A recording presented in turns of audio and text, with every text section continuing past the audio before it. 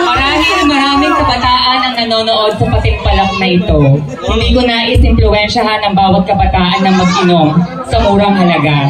Sa murang edad. Pero ang nais ko lamang pong i-impart sa inyo is that laughter will always be the best medicine. Ang hirap na ng mundo, masyado na mabigat ang mga problema ng bawat isa.